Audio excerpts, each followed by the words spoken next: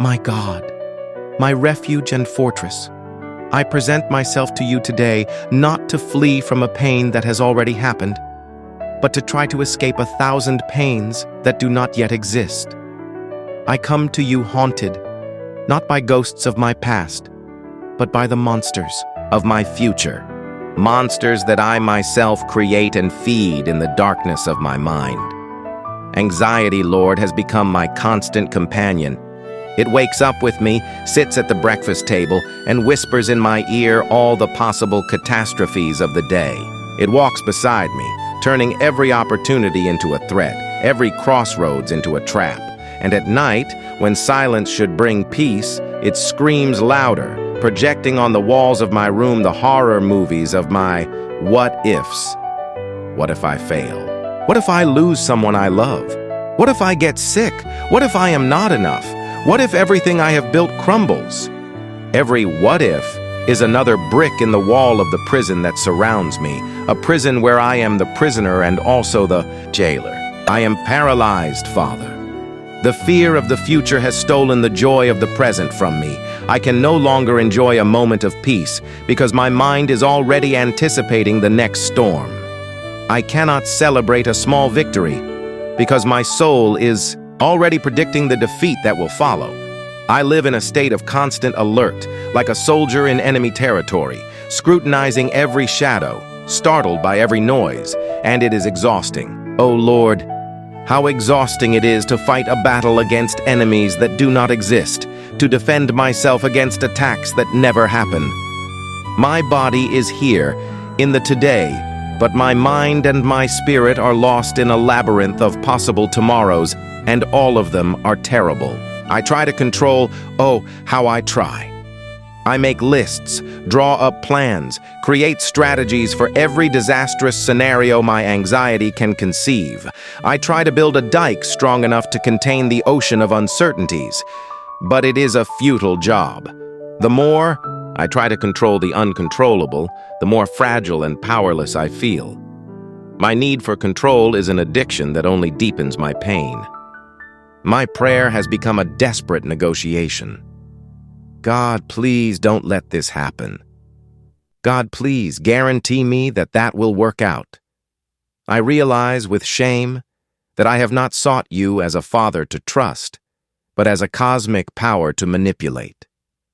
I want from you guarantees, insurance policies against suffering, a detailed and signed map of the future that promises me a path without abysses. I want you to submit to my plan for a safe and predictable life. Forgive me, Lord. Forgive my arrogance, my lack of faith, my attempt to put you in the passenger seat of my own life, while I insist on holding the steering wheel with trembling, sweaty hands.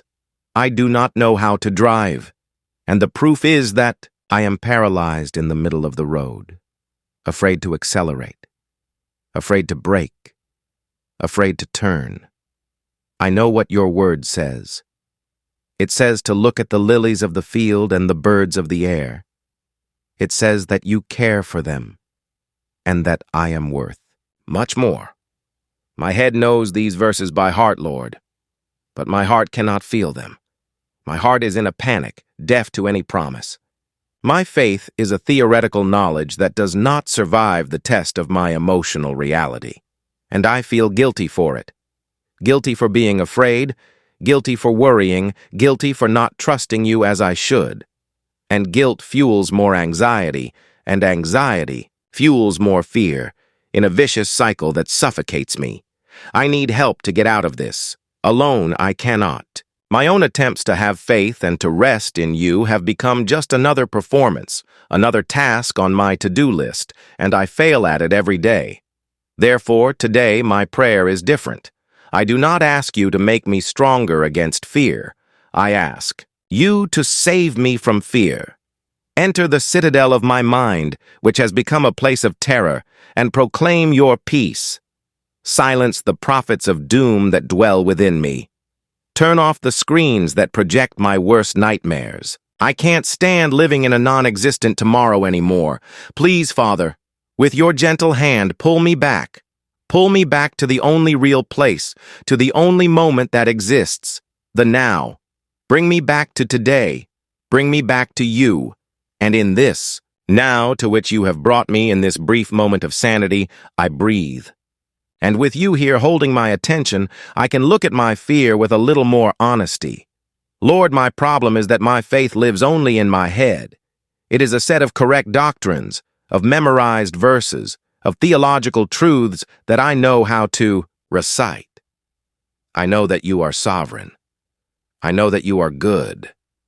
I know that you have plans for peace and not for evil. I know all of this. My mind knows. But my heart, my body, my gut, they tell a different story. My stomach clenches, my hands sweat, and my chest aches as if the danger were imminent and real. My faith feels like a foreign language I have learned to speak fluently but cannot feel. I know how to say, God will provide. But my body translates that to, we are in danger. We need to hoard. We need to protect ourselves. Your word says not to be anxious, but anxiety is the air I breathe, the rhythm that rocks my days. And I ask myself, Father, how does one build a bridge between the mind that believes and the heart that panics? How does the truth I know descend and become a truth? I live? I have tried everything. I have tried to rebuke the fear. I have tried to ignore it. I have tried to rationalize it. But it is stronger than me. It is a tyrant that does not care for logic or theology. And I come to you today not to ask for more knowledge, but to ask for a transfusion of trust. Take the faith from my head and implant it in my heart. Let your peace not be an idea I contemplate, but a reality that inhabits me, that calms my cells, that slows my pulse. I no longer want to just know that you are the rock. I want to feel my feet firm upon you, unshakable. Deep down, Lord, I begin to realize that my fear is not so much of the unknown, but of suffering. The future is just the stage where I imagine all possible forms of pain happening: loss, illness, loneliness, humiliation, failure. And my anxiety is a desperate attempt to avoid that pain. I have used my faith, my religion, as a bargain with you. If I am good, if I pray enough, if I believe in the right way, then you will owe me a life without major tragedies. I wanted to turn you into a good luck charm, a guarantee against suffering. And now I realize that my faith is in crisis, not because you are not trustworthy, but because you never promised what I demanded of you. You never promised a life without storms. You promised your presence in the boat. And I, afraid of the water, was trying to force you to calm all the seas forever.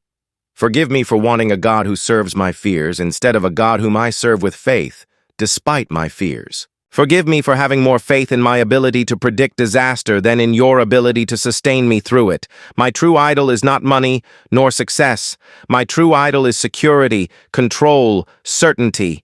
And you, in your wisdom, allow the future to remain veiled precisely to break this idol in me, to force me to find my security not in circumstances, but in you alone. It hurts, Lord. It hurts to let go of this idol.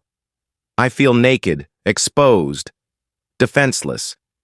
But I know it is the only way to be truly free. So, my prayer changes. I stop asking you to show me the future. I stop asking you for guarantees that everything will be okay. Instead, I ask you for something much deeper and much more difficult. I ask you to give me faith in your goodness, regardless of what the future may bring. If joy comes, help me receive it with gratitude and without fear that it is fleeting. If pain comes, help me receive it with the confidence that you will walk with me through it, and that you will use it for my good and for your glory. My hope can no longer be the absence of storms. It must be the certainty of your presence in the boat. Help me build my life on this one. Solid truth. You are with me. You are for me. And nothing, not my fears about tomorrow, nor the difficulties it may bring, can separate me from your love. Transform my fear of the future into an expectant trust in the God of the future. May I no longer see a fog of threats, but a horizon of possibility for your grace to be manifest. And with this new hope, Lord, this hope in your person and not in your promises of comfort, I make a decision. Today, I choose to practice surrender. The fear will not magically disappear, I know. Anxiety will continue to knock on my door. But today, I decide to change how I receive it. Instead of inviting it in, offering it a seat, and listening to all its lies, I choose to open the back door of my soul and hand it over to you. And I begin now, in this very moment, in an act of faith that feels like the bravest of my life. With the hands of my soul, which have been clenched so tightly, gripping my fears as if they were treasures, I open them before you, and I let go. I let go of my fear about my health. I give you my worry about the illnesses that may or may not come. They do not belong to me. My body is yours. I let go of my anxiety about my finances, about my job, about tomorrow's bread. You are my provider. I trust in your care.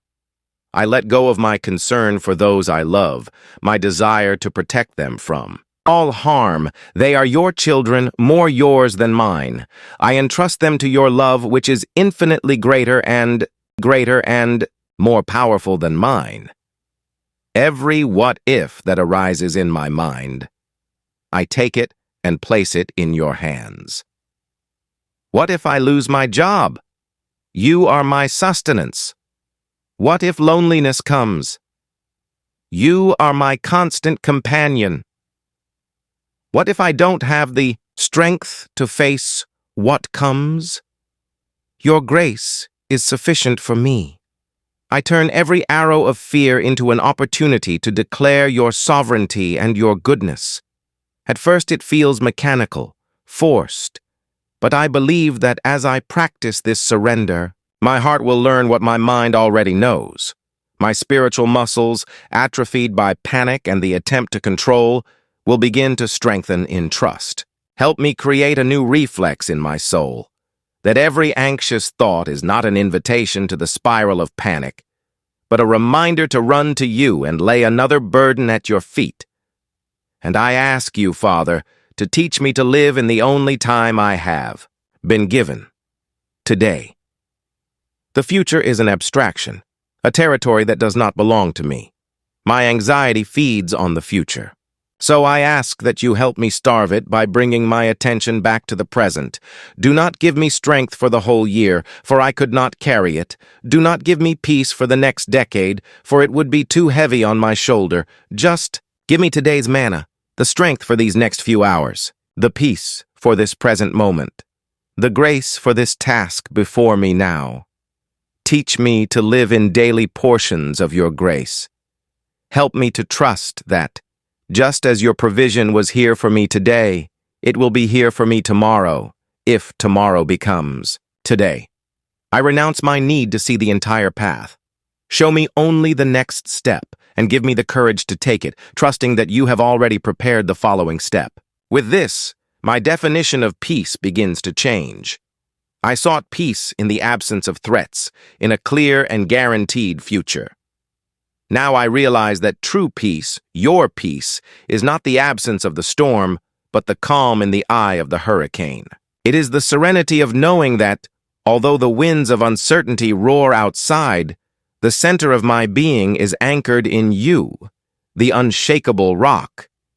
It is the trust of a child who sleeps soundly in the boat, in the midst of giant waves, because he knows his father is at the helm. I want that peace, Lord.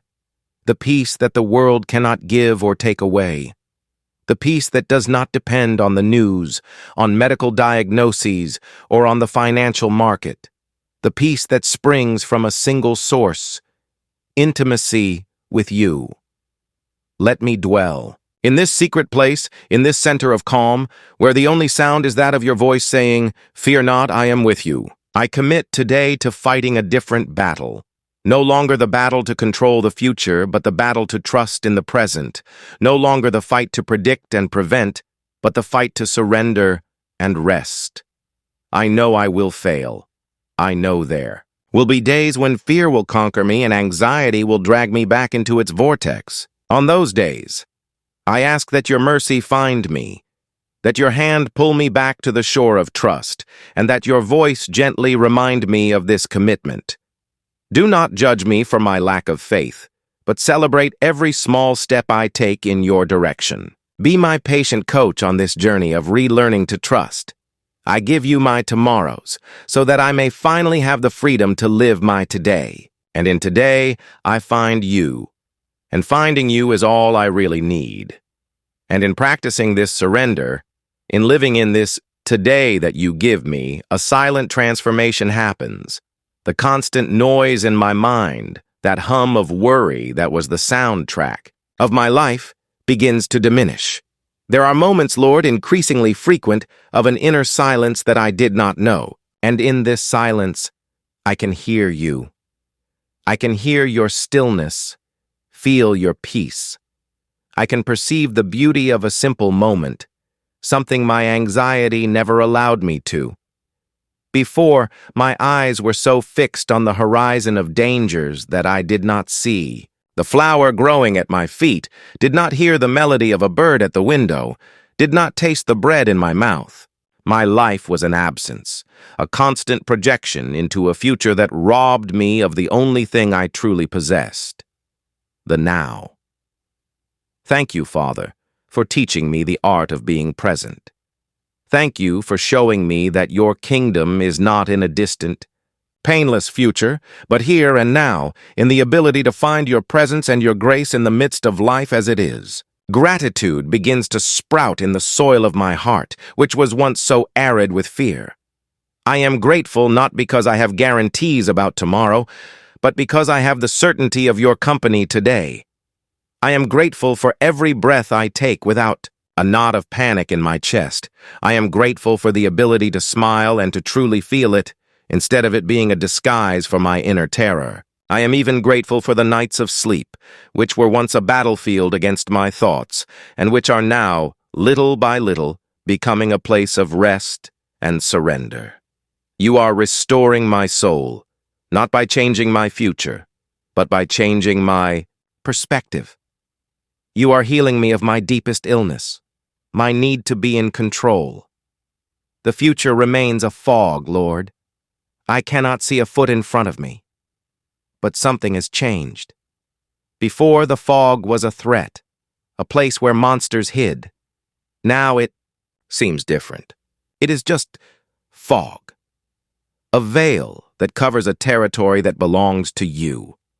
And I feel a new and holy curiosity. What will you do next? What small grace will you reveal to me when tomorrow's sun dispels the mist of today? The future is no longer an enemy to be conquered, but a mystery to be welcomed. And I can welcome it because I do not have to face it alone. My confidence is not that the path will be easy or flat, but that your hand will hold mine at every step. And with that certainty, I can walk in the darkness with more peace than I ever walked in the light of my own false certainty. And my desire is that this peace that you give me, this peace that surpasses all understanding, may overflow from me to others. I know the prison of anxiety. I know what it is to live as a hostage to one's own thoughts. And now that I experience your liberation, I long to be an instrument of your comfort. May my presence, once fraught with tension and fear, become a presence of calm. May my words, once full of worry, become words of trust and faith. Use my story, Father. Use my testimony of how you rescued me from the clutches of fear to give hope to another anxious heart. May my healing not be just for me, but may it become a small stream of your peace flowing in the desert of such a frightened world. Thus, I end this prayer not with the certainty that I will never feel fear again, but with the conviction that fear no longer has the final say in my life. The final word is yours. And your word is love, is grace, is peace. I place my future, with all its uncertainties and possibilities, back into your hands, the only place where it has ever been safe. my future is not in my hands. And that is why, for the first time, my heart is at peace. My rest is not in the certainty of the path, but in the faithfulness of my guide. And that is enough. That is everything. Amen.